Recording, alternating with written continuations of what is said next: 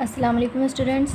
जैसे कि हमने लास्ट वीडियोज़ में रेडियल एंड ट्रांसफ़र कंपोनेंट्स की कंप्लीट डेरिवेशन ड्राइव करना सीखी थी और इसके अलावा हमने इसके 2 क्वेश्चंस भी सॉल्व किए हैं। आज हमारे पास थर्ड हम एग्ज़ाम्पल समझेंगे। एग्ज़ाम्पल हमारे पास बुक में सॉल्व तो होती है, लेकिन उसमें बहुत सारे जो स्टेप हैं वो स्किप्ड होते हैं, तो हमें सही से समझ नहीं आता। तो आज ये एग्ज़ाम्पल है, बहुत इंपॉर्टेंट है। ये एग्ज़ाम के पॉइंट ऑफ व्यू से काफ़ी इंपॉर्टेंट है और काफ़ी बार आई हुई है, इसलिए मैंने सोचा कि आज मैं ये सॉल्व कर दूँ। मैंने कंप्लीट सॉल्व किए और इस वीडियो में हम इसको समझेंगे।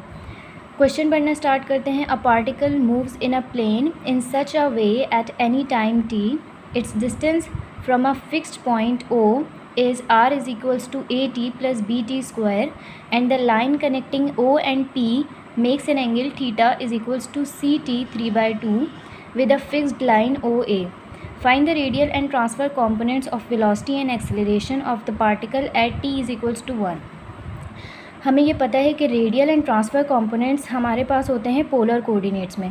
पोलर कोऑर्डिनेट्स होते हैं आर और थीटा। आर हमारे पास जो होता है वो फिक्स्ड ओरिजिन से एक स्ट्रेट लाइन होती है जिसको हम पोजीशन वेक्टर या फिर रेडियल वेक्टर कहते हैं। इसके अलावा थीटा हमारे पास होता है एंगल। ये हमारे पास दोनों पोलर कोऑर्डिनेट्स होते हैं आर और थीटा, और हम radial and transfer components radial component में पोलर कोऑर्डिनेट्स में ही निकालते हैं। ठीक है, हमने जो डेरिवेशन की थी उससे हमें पता है कि radial component of velocity v r से रिप्रेजेंट करते हैं और इसका फार्मूला होता है v r is equals to r dot. Dot हमने पहले पढ़ चुके हैं कि डॉट रिप्रेजेंट करता है differentiation with respect to t. For example, अगर यहाँ पे हमारे पास आर डॉट लिखा हुआ है, इसका मतलब है कि हमने आर को with respect to t differentiate करना है। वो हमारे पास बराबर हो जाएगा रेडियल कंपोनेंट ऑफ वेलोसिटी के। इसी तरीके से ट्रांसफर कंपोनेंट ऑफ वेलोसिटी का फार्मूला है v theta is equals to r theta dot. यहाँ पे भी हमारे पास थीटा डॉट है, इसका मतलब है कि हमने थीटा को डिफ्रेंशिएट किया है with respect to t. Dot हमेशा रिप्रेजेंट करता है differentiation with respect to t. इसी तरीके से radial component of acceleration and transfer component of acceleration के हमारे पास फॉर्मूले हैं, ये हमने पहले ड्राइव किए हैं। आज हम इसका क्वेश्चन करने वाले हैं। तो हमारे पास सबसे पहले हमें पोजीशन वेक्टर या फिर रेडियल वेक्टर की इक्वेशन गिवन है और इसके अलावा हमारे पास पोलर एंगल भी गिवन है। आर और थीटा हमारे पास पोलर कोऑर्डिनेट्स होते हैं। अब रेडियल कंपोनेंट और ट्रांसफ़र कंपोनेंट्स फाइंड आउट करने के लिए हमारे पास आर की वैल्यू होनी चाहिए, आर डॉट की वैल्यू होनी चाहिए, थीटा की वैल्यू होनी चाहिए और थीटा डॉट की वैल्यू होनी चाहिए। इसके अलावा हमारे पास आर डबल डॉट और थीटा डबल डॉट की वैल्यूज़ भी होनी चाहिए, क्योंकि वो हमें radial component of acceleration and transfer component of acceleration के लिए हमें उनकी ज़रूरत पड़ेगी। क्वेश्चन को सॉल्व करना स्टार्ट करते हैं। सबसे पहले हमारे पास है पोलर एंगल, जो है theta is equals to c t power 3/2। हमारे पास पोलर एंगल है। सबसे पहले हम फाइंड आउट करेंगे theta dot. Theta dot find out करने के लिए हमने इस थीटा को डिफ्रेंशिएट करना है विद रिस्पेक्ट टू टी। सी हमारे पास कांस्टेंट है, हम इसको डिफ्रेंशिएट नहीं करेंगे। जब 3/2 डिफ्रेंशिएट करेंगे तो हमारे पास ये पावर कोफिशिएंट में आ जाएगी और उसके अलावा हम पावर में से -1 करते हैं, ये हम डिफ्रेंसिएशन करते हैं। तो हमारे पास थीटा डॉट की वैल्यू आ गई 3/2 सी टी हाफ। इसके बाद हम थीटा डॉट के बाद फाइंड आउट करेंगे theta double dot. Theta double dot find out करने के लिए हमें इस थीटा डॉट को अगेन डिफ्रेंशिएट करना होगा विद रिस्पेक्ट टू टी, तो हमारे पास थीटा डॉट आ जाएगा। यहाँ पे हमने थीटा डॉट भी फाइंड आउट किया हुआ है, हमने इसको डिफ्रेंशिएट किया है with respect to t again. ये 3/2 हमारे पास ऑलरेडी कोफिशिएंट में था, जब हम इसको अगेन डिफ्रेंशिएट करेंगे तो ये 1/2 भी हमारे पास कोफिशिएंट में आ जाएगा। सी को हम डिफ्रेंशिएट नहीं करते क्योंकि ये कांस्टेंट है। इसके अलावा पावर में से हम -1 कर देंगे तो हमारे पास थीटा डबल डॉट की वैल्यू आ जाएगी 3/4 सी टी हाफ। ये टी हाफ यहाँ पे माइनस था तो हम इसको डिनोमिनेटर में लेगा, ये पॉजिटिव हो गया।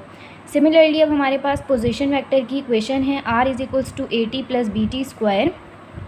हमने आर डॉट मालूम के लिए इसको डिफ्रेंशिएट किया है विद रिस्पेक्ट टू टी, तो हमारे पास सिंपली ए प्लस 2bt आ गया आर डॉट की वैल्यू।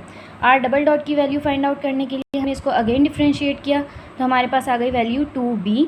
ए और बी हमारे पास कांस्टेंट हैं, हम सिर्फ डिफ्रेंशिएट करते हैं विद रिस्पेक्ट टू टी। अब हमें पता है formula radial component of velocity बराबर होती है आर डॉट के, तो हमने simply radial component of velocity की जगह लिख दिया a प्लस 2bt। हमें क्वेश्चन में गिवन था कि t इज़ इक्वल्स टू 1, तो हमने सिंपली t की जगह 1 पुट किया और हमारे पास रेडियल कंपोनेंट आ गया a प्लस 2b। अब हमने फाइंड आउट करना है radial component of velocity, transverse component of velocity. तो ट्रांसवर्स कंपोनेंट ऑफ वेलोसिटी के लिए हमारे पास आर की वैल्यू ये थी और थीटा डॉट हमने फाइंड आउट किया है, ये हमने सब्सटीट्यूट कर दी। इसके अलावा हमने टी की वैल्यू भी यहाँ पे 1 सब्सटीट्यूट कर दी, तो हमारे पास सिंपली वी थीटा की वैल्यू आ गई 3/2 सी ए प्लस बी। अब हमने देखना है कि हम transverse component and radial component of acceleration किस तरह से फाइंड आउट करेंगे। ये फार्मूला है हमारे पास रेडियल कंपोनेंट ऑफ एक्सेलरेशन का। इसके लिए हमें r double dot minus r और थीटा डॉट की वैल्यू चाहिए। r डबल डॉट की वैल्यू हमने पीछे फाइंड आउट करी है 2b, फिर हमने माइनस की साइन लगाई। r की वैल्यू हमारे पास क्वेश्चन में गिवन थी at प्लस bt स्क्वायर, और थीटा डॉट की वैल्यू हमारे पास ये थी। हमारे पास फार्मूले में स्क्वायर है तो हमने इसके ऊपर स्क्वायरिंग कर दी। फिर सिंपली हमने t is equals to 1 substitute कर दिया और हमारे पास सिंप्लीफाई करने पे ये आंसर आ गया।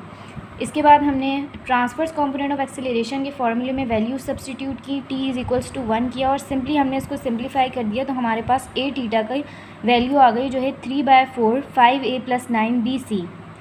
आई होप कि आप लोगों को ये वीडियो समझ आई होगी। अगर आपके पास कोई भी क्वेश्चन है इस एग्जाम्पल से रिलेटेड तो आप मुझे कमेंट बॉक्स में कमेंट करके बता सकते हैं। अब हम मिलेंगे नेक्स्ट वीडियो में, जब तक के लिए अल्लाह हाफ़िज़।